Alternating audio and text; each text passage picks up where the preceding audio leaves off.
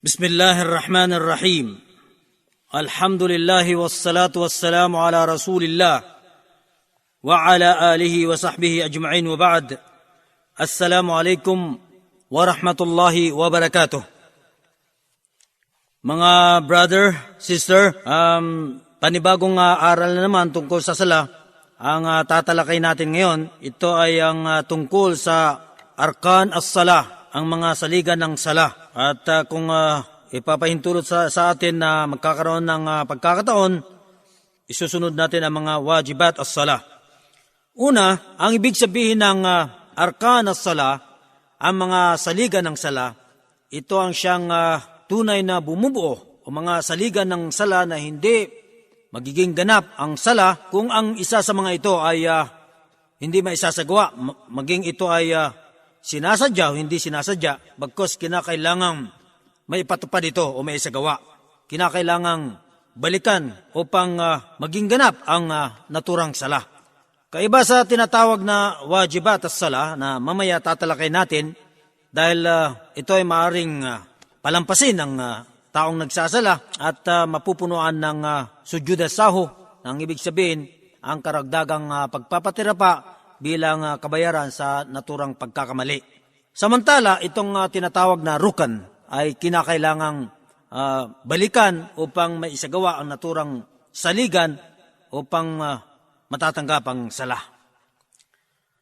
Dahil napatunayan sa isa sa mga hadis na siyang naiulat ni Abu Hurairah na may isang lalaking nagsagawa ng sala na dahil sa walang pagsasaalang-alang sa mga saligan at iba pa mga kinakailangan may isagawa sa sala, paulit-ulit na siyang inutusan ng propeta sallallahu alaihi wasallam na isasagawa ang kanyang pagsasala dahil wala nga sa tamang pamamaraan. Hanggang sa maitanong nung lalaki kung ano nga ba ang mayroon sa sala niya na hindi niya nagagawa. At sa huli, ipinahayag ng propeta sallallahu alaihi wasallam na ang tamang pamamaraan ng pagsasala ay kinakailangang ibigay ang lahat ng panahon sa bawat mga aspeto nito tulad ng tinatawag na rukan, wajibat, upang sa gayon ay maging tumpak yung sala na isinasagawa ng isang tao. Tulad halimbawa, pagka nakatayo, ay tumayo ng matuwid at kapag yumuyuko ay dahan-dahan at kinakailangang kumpleto yung mga tamang binibigkas sa mga sala. Ngayon mga kapatid, ang unang saligan ng sala ay ang tinatawag na al-qiyam, ang pagkatayo.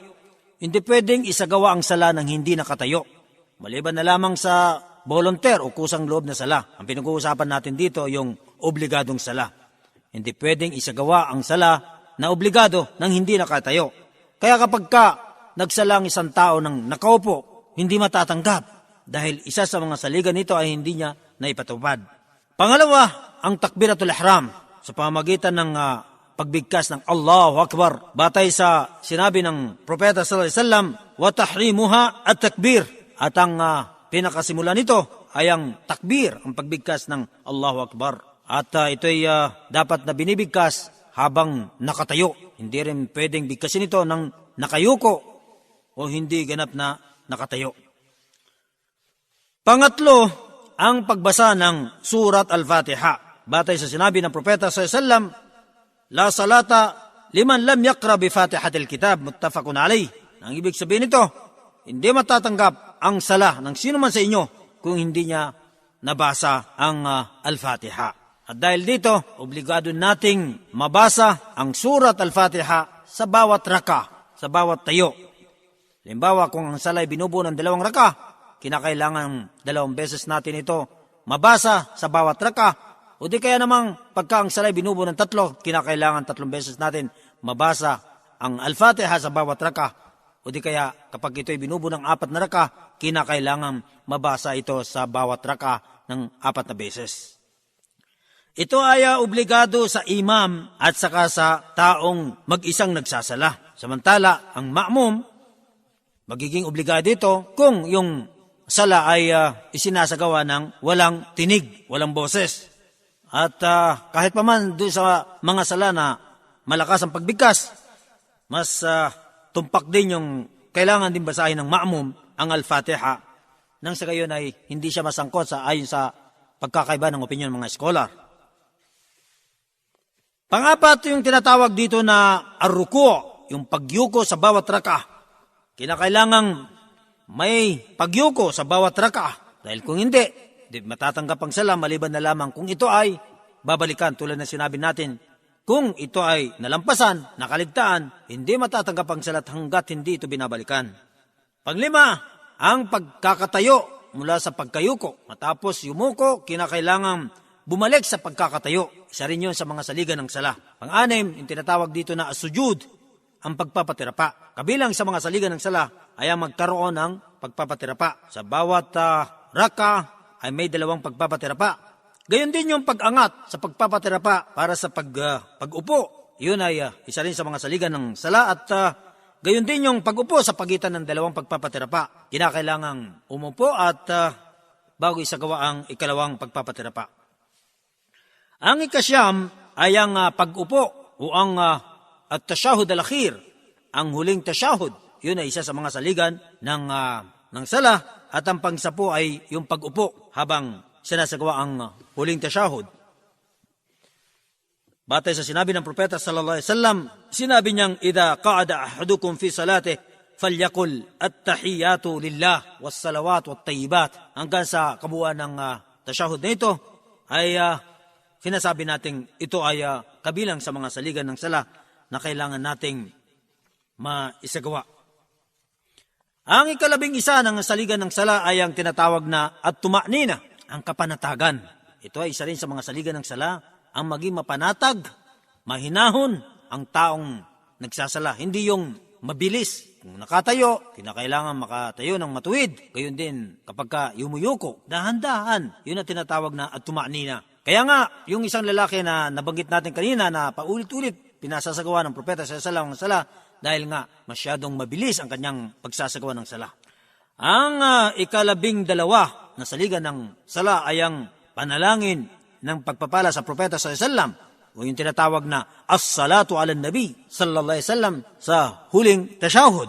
Kinakailangang mabigkas natin ito tulad nung pagsabi natin na Allahumma salli ala Muhammad wa ala ali Muhammad kama sallaita ala Ibrahim innaka Hamidun Majid. Allahumma barik ala Muhammad wa ala ali Muhammad kama barakta ala ali Ibrahim innaka Hamidun Majid. Ito ang tinatawag na as-salatu ala nabi. Isa rin ito sa mga saligan ng sala na kailangan natin bigkasin sa huling tashahud. Ang ikalabing tatlo na saligan ng sala ay ang pagkasunod-sunod ng mga saligan na ito. Hindi pwedeng magkakabaliktad, mauna yung sa huli, katulad ng binanggit natin ang pagkasunod-sunod, ganon ang tamang pagkakasunod-sunod nito upang maging katanggat-tanggap ang ating pagsasala. Dahil sinabi ng propeta sallallahu alaihi wasallam, o di kaya ito'y ayon sa kanyang pagsasagawa, kaya siya ay nagturan, sallu kama ra'aytumuni usalli, isagawa nyo ang sala ng tulad na nakikita nyong pagsasagawa ko. Rawahul Bukhari. Kaya kinakailangang kopyahin natin, sundin natin ang pamamaraan ng pagsasagawa ng propeta sallallahu alaihi wasallam upang hindi mawalan ng kabuluhan ang ating pagsasala. At ang ikalabing apat na saligan nito ay ang taslim o ang pagbigkas ng Assalamu alaikum wa rahmatullah habang lumilingon sa kanan at yung paglingon naman sa kaliwa, Assalamu alaikum wa rahmatullah. Batay sa sinabi ng propeta sallallahu alaihi wasallam, wa tahliluha at-taslim. Ang katapusan nito, ibig sabihin ang pagtatapos ng sala ay sa pamamagitan ng at-taslim, pagbigkas ng Assalamu alaikum wa rahmatullah. Ito ang siyang 14 na saligan ng sala. Isusunod natin itong tinatawag na wajibat as-sala. Ito naman yung mga obligado sa sala. Yung kanina, ang mga saligan ng sala. Ito naman, mga obligado sa sala. Ang kaiba nito sa saligan, itong obligado, kung sakali mang nakaligtaan, nalampasan, maaari tayong magpatuloy sa ating pagsasagawa ng sala. Kaya nga lang, obligado natin bayaran ito o punuan sa pamagitan ng pagpapatirapa o karagdagang pagpapatirapa kapag bago tayo magtataslim, sasagawa ng salam. Ito ang siyang paraan nito. At ito naman ay isa-isay natin. May 8 mga saligan ng, o di kaya yung mga obligado sa sala, 8. Una, at takbirat, ghayra takbirat al-ihram. Sinabi natin kanina, yung takbiratul ihram, yung unang pagbigkas natin sa umpisa ng Allahu Akbar, saligan yun. Pero ang tinutukoy natin dito na pagbigkas ng Allahu Akbar, yung mga sumusunod na binibigkas natin habang tayo nagsasala. Maliban dun sa una, lahat ng Allahu Akbar ay obligado, wajib. Batay sa isang hadis na naiulat na sinabi ng propeta sallallahu alaihi wasallam, faida kabbara fakabbiru. Nang ibig sabihin nito, kapag ka nagtakbir, nagbigkas ng Allahu Akbar ang imam, kinakailangang bigkisin din ninyo ang Allahu Akbar. Pangalawa sa mga wajibat as-sala, mga obligado sa sala, yung pagsabi ng Sami Allahu liman hamida. At ito ay para sa imam at yung sa taong nag-iisang magsala, hindi yung ma'mum, yung mga sumusunod. No? Ang inuobliga dito, yung imam at saka yung mag-isang nagsasala. Yung ma'mum, yung sumusunod, hindi siya obligado dito. Hindi obligado. Dahil ayon sa naiulat na hadis, idha qala al-imamu Sami Allah liman hamida, faqulu Rabbana walakal hamd. Kapag ka sinabi ng imam, Sami Allah liman hamida, sabihin ninyo, ang tinutukoy dito yung mga ma'mum, yung mga sumusunod, sabihin ninyo, Rabbana walakal hamd. Kaya hindi na kailangang bigkasin ng mga ma'mum, ng mga sumusunod, yung Sami Allah liman hamida, dahil yun ay bibigkasin ng imam at ang isusunod nila bilang pagtugon sa pagbigkas ng imam, Rabbana walakal hamd. Kaya, ang pagbigkas ng Rabbana walakal hamd ay isa rin sa mga obligado. At ito ay obligado sa imam, sa ma'mum at sa taong nag-iisang magsala. Ibig sabihin, lahat sila ay kailangan nilang bigkasin yung Rabbana walakal hamd. Ikaapat, yung pagbigkas ng Subhana Rabbiyal Azim habang nakaruko ng isang beses. Yung isang beses, yun yung obligado. Dahil ito ay naiulat din sa isang hadis. Ij'aluha fi ruku'ikum. No? Isagawa nyo ito sa inyong ruko. Habang kayo nakaruko, bigkasin nyo ang Subhana Rabbiyal Azim. Isang beses. Pag ginawang pangalawa, pangatlo, yun ay sunnah, hindi obligado. Ang obligado lang doon yung una, yung isang beses. Gayon din naman, panglima, yung pagbigkas ng Subhana Rabbiyal A'la habang nakapatira pa. Isang beses din. Kundi yung pangalawa, pangatlo, sunnah, karagdagang kabutihan. Dahil naiulat din sa isang hadis, sinabi ng propeta, Ij'aluha fi sujudikum, gawin nyo ito. O di kaya, isagawan nyo ito habang kayo ay nagsasagawa ng sujud.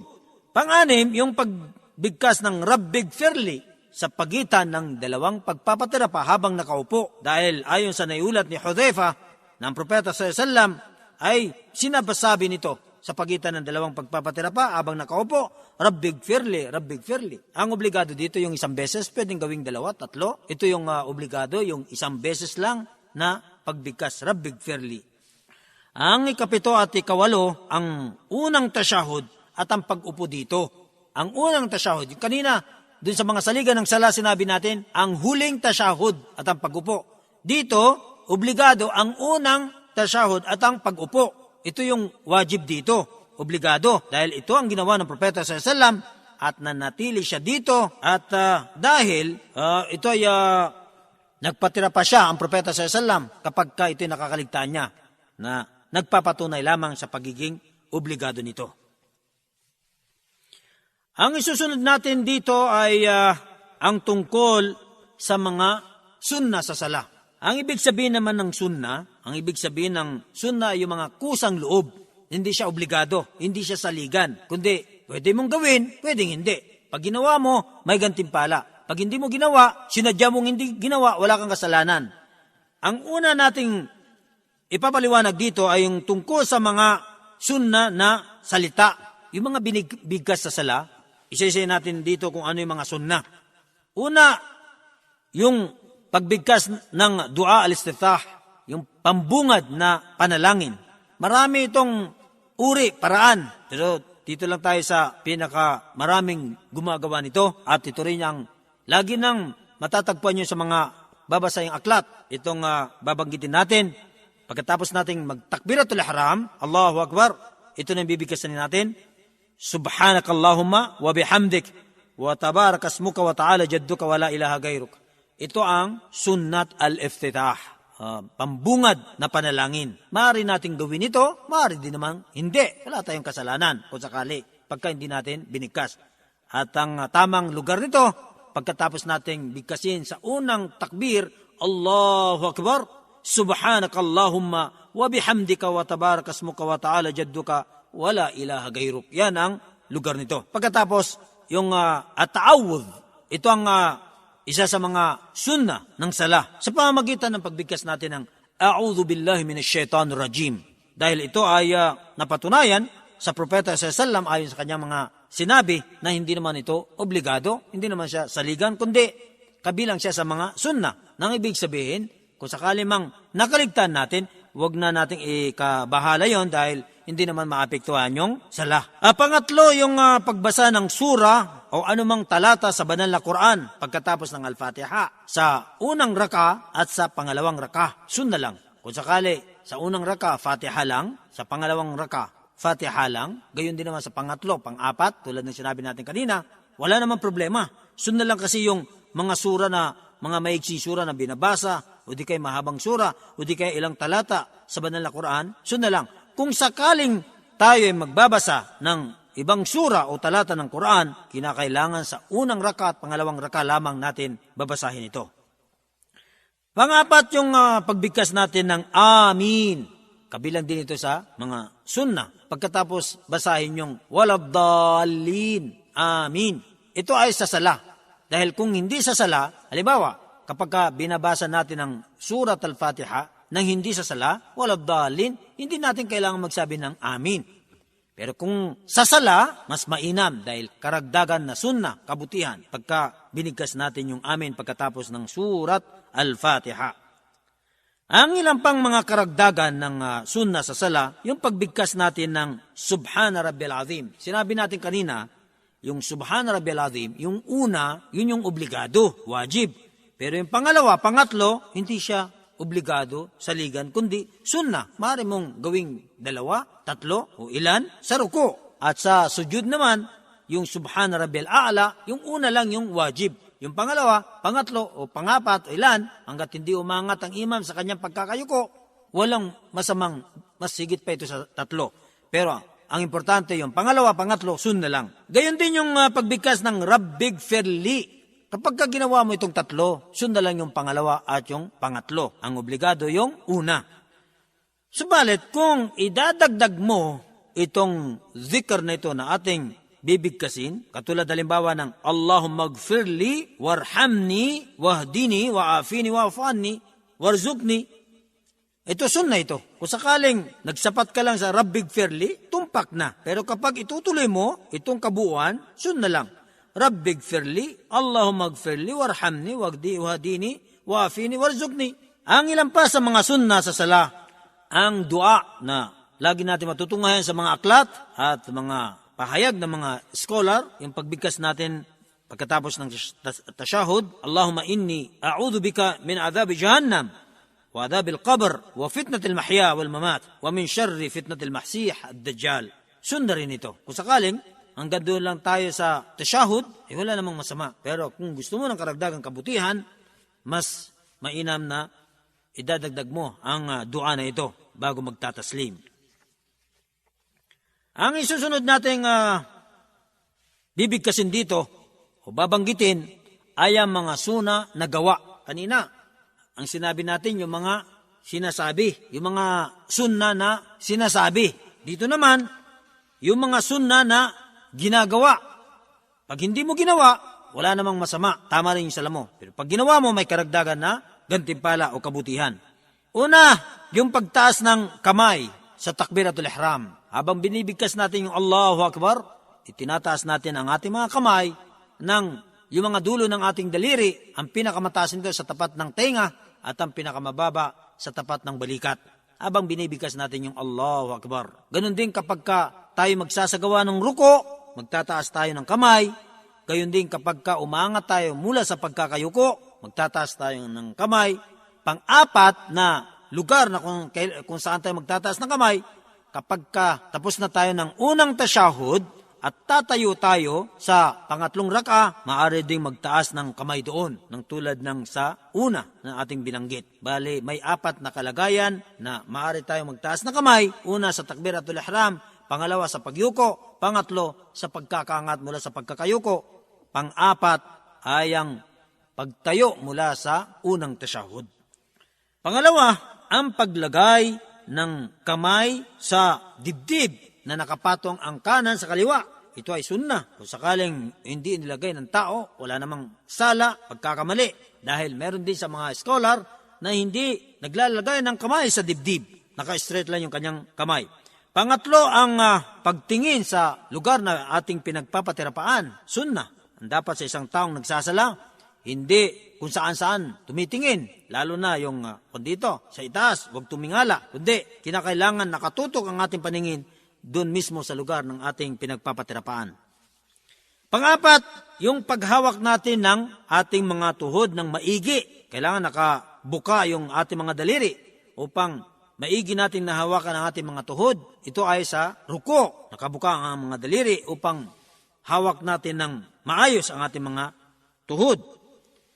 Ikalima, yung pagpapatirapa. Kinakailangan nakadatal sa lupa ang noo at ang ilong at ang dalawang palad, ang dalawang tuhod at ang dulo ng ating mga paa habang nakapatirapa. Gayon din yung ika-anim, yung habang nakapatirapa, kinakailangan nakaangat yung mga siko. Malayo sa kondito, sa tiyan, ito ay isa rin sa mga karagdagang sunnah na ginagawa sa sala. Gayon din yung habang nakapatirapa ay nakatukod yung mga paa at yung mga daliri ay nakaharap sa kibla. Gayon din yung itatapat yung dalawang kamay habang nakapatirapa sa tapat ng mga balikat na nakatiklop yung mga daliri paharap sa kibla. Ikasyam, yung tinatawag na aliftirash. Habang ang ibig sabihin ng aliftirash, ito ay ginagawa sa pagitan ng dalawang pagpapatirapa. Sa unang tasyahud, nang ibig sabihin ito, itutukod ang kanang paa at nakatihaya ang kaliwa habang inuupuan. Dahil ito ang siyang napatunayan sa propeta sallallahu alaihi wasallam. Ika-10 yung tinatawag dito na at-tawarruk at ito ay ginagawa naman sa huling tasyahud. Yung kanina, ginagawa sa unang tasyahud. Ito naman ay ginagawa sa huling tasyahud.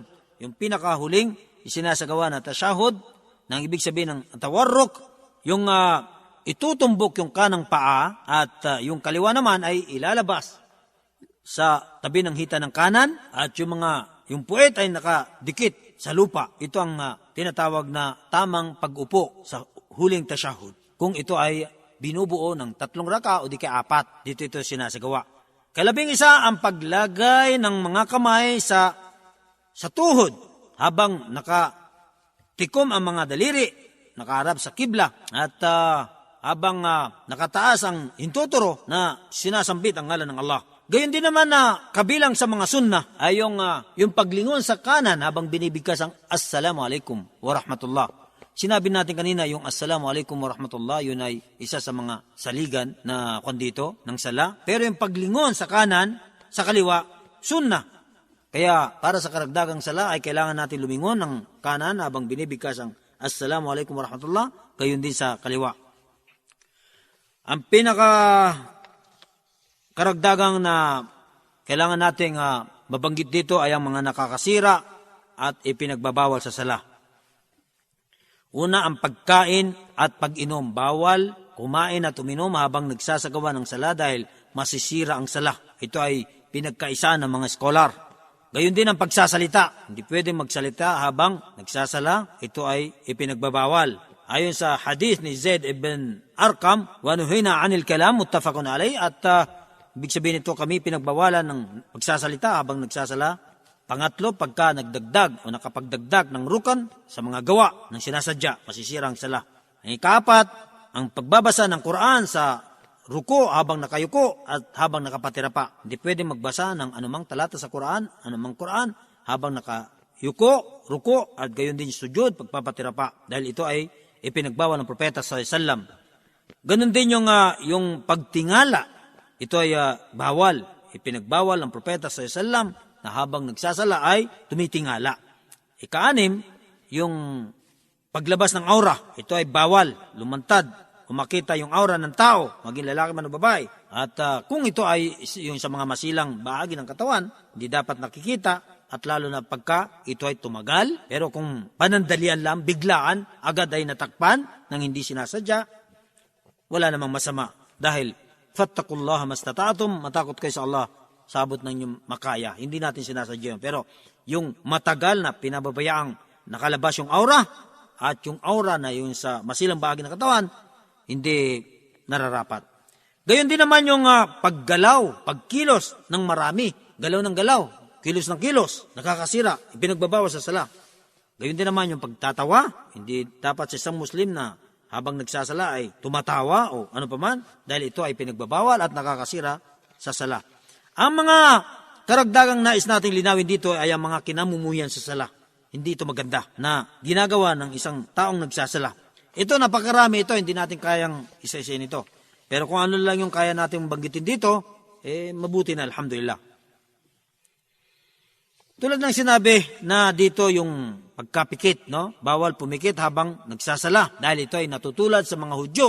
Sila ay nakapikit kapag sila ay nagdarasal. Maliban na lamang kung ang tao ay mas lalo siyang maging taimtim at makapag-concentrate kung siya ay nakapikit. Pero kung hindi naman, hindi maganda na nagsasala ang tao na nakapikit. Pangalawa, yung nakalatag yung mga braso, siko, sa lupa. Dahil ito ay pinagbawal ng Propeta sallallahu alaihi wasallam. Ayon sa sinabi niya, "Idha sajada ahadukum falya'tadil wa la yaftaris dhira'aihi iftirash al-qalb."